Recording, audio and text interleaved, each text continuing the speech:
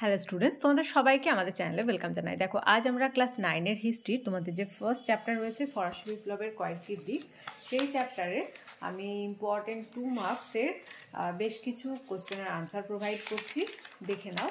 আর তার সাথে বলি যে তোমাদের ফার্স্ট, সেকেন্ড, থার্ড 3টে ক্লাস আমি এই চ্যাপ্টার থেকে দিয়েছি। সেই চ্যাপ্টারের মধ্যে টপিক ডিসকাস করেছিলাম। যদি সেই ক্লাসগুলি কেউ না দেখে থাকো, অবশ্যই প্লেলিস্ট চেক করে ক্লাসগুলি কিন্তু দেখে নাও।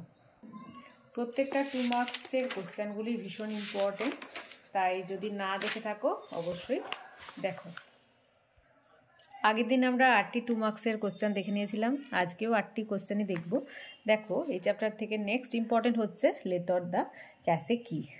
লেতর দ্য ক্যাশে হলো বিপ্লবের আগে ফ্রান্সে প্রচলিত এক ধরনের রাজকীয় গ্রেপ্তারি পরোয়ানা। তাই এই পরোয়ানার মাধ্যমে যে কোনো ব্যক্তিকে বন্দি করে বিনা বিচারে দীর্ঘদিন জেলে আটকে রাখা যেত। আমরা যখন টপিক সাবজেক্টিভ ক্লাস ডিসকাস করছিলাম, টপিক ওয়াইজ ক্লাসগুলি, সেখানে আমরা জেনেছিলাম যে ফ্রান্সের রাজারা স্বৈরতান্ত্রিক ছিলেন, নিজের ইচ্ছা মতো তারা সব ধরনের কাজ করতে পারত।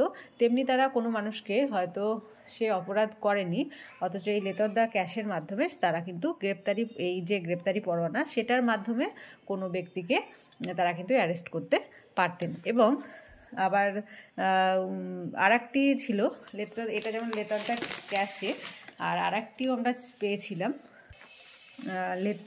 লেতর দ্য গ্রেস। এর দ্বারাও কিন্তু তারা ছেড়ে দিতেও পারত। ওকে, সেটা লিখিনি, এটাই ইম্পর্টেন্ট বলে এটাই লিখেছি।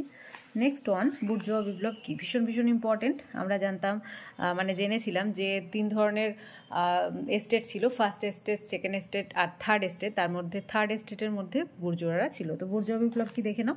ফরাসি তৃতীয় সম্প্রদায়ের জাতীয় সভার সকল সদস্যের একটি কক্ষে বসা এবং মাথাপিছু ভোটের দাবি রাজা নাকচ করলে পরিস্থিতি জটিল হয়ে ওঠে, ফলে এই বিপ্লব ঘটেছিল। কি হয়েছিল? ফার্স্ট, তৃতীয় সম্প্রদায়ের সদস্যরা টেনিস কোর্টের শপথের মাধ্যমে নিজেদের উদ্যোগে ফ্রান্সের একটি নতুন সংবিধান রচনার উদ্যোগ নেয়। দেখো, টেনিস কোর্টের শপথটা আগের ক্লাসে আমরা ডিসকাস করেছিলাম যে তারা যখন আইনসভার কক্ষে প্রবেশ করতে যায় বুর্জোয়া শ্রেণীরা, তখন কি হয়েছিল, ওই সভাটা বন্ধ ছিল। তখন তারা বাড়ি ফিরে না গিয়ে টেনিস কোর্টের টেনিস খেলার মাঠে তারা কিন্তু শপথ নিয়েছিলেন, প্রত্যেকেই। সেইটাই যে তাদের জন্য একটা নতুন সংবিধান রচনা করতে হবে, এবং সেই সংবিধান রচনার উদ্যোগ তারা ওই নাম দিয়েছিলেন সেটাকে টেনিস কোর্টের শপথ।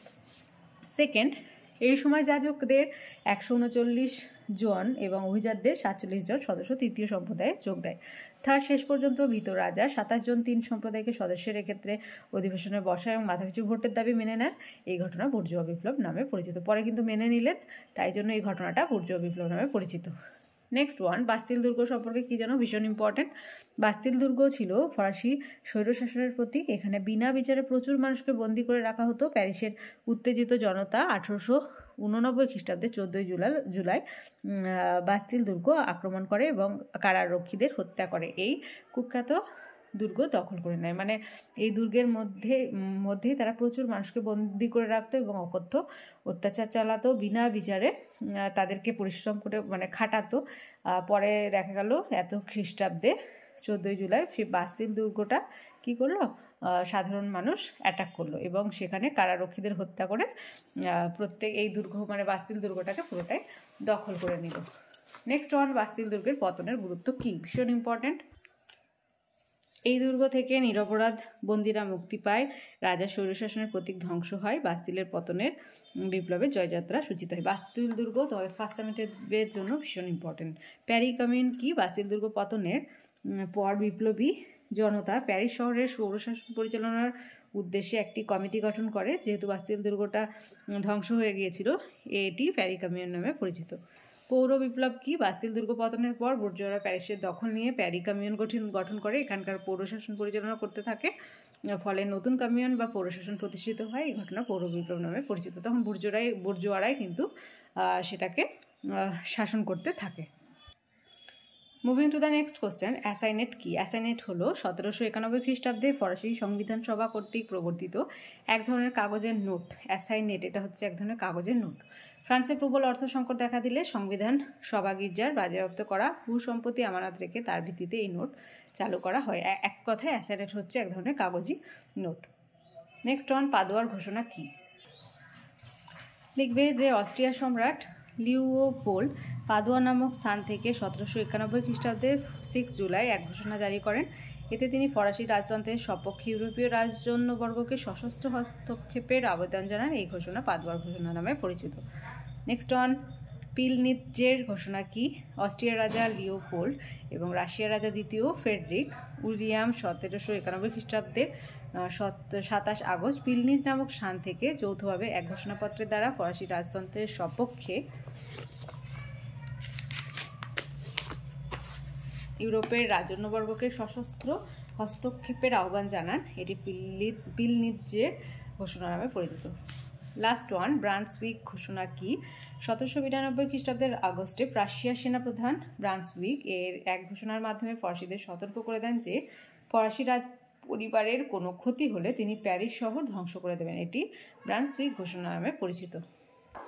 আজকের ক্লাসটি ভালো লেগে থাকলে অবশ্যই একটা লাইক দেবে আর ভিডিওটি বন্ধুদের সঙ্গে অনেক বেশি করে শেয়ার করবে। আর ক্লাস যারা প্রথমবার এসেছো তারা অবশ্যই চ্যানেলটি সাবস্ক্রাইব করে নিও এবং পাশে থাকা বেল আইকন প্রেস করে রাখবে যাতে করে আগামী দিনের সমস্ত ভিডিও সবার আগে তোমাদের কাছে পৌঁছে যায়। 1 জানুয়ারি থেকে তোমাদের পেড ক্লাস স্টার্ট হয়েছে। তোমাদের ক্লাস 9-এর হিস্ট্রি জিওগ্রাফির হ্যান্ড রিটেন নোটস, তার সাথে স্যারের লাইফ সায়েন্স এবং ফিজিক্যাল সায়েন্সের নোটস সেই গ্রুপের মধ্যে প্রোভাইড করা হচ্ছে।